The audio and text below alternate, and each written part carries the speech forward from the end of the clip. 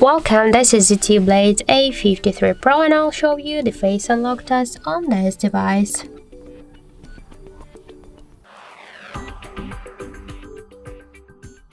So I just set up my face recognition and now I'll make a couple of tries to unlock the device with my face and we'll see how fast this feature is and does it works. So let's start. 1, 2, 3, 4, 5.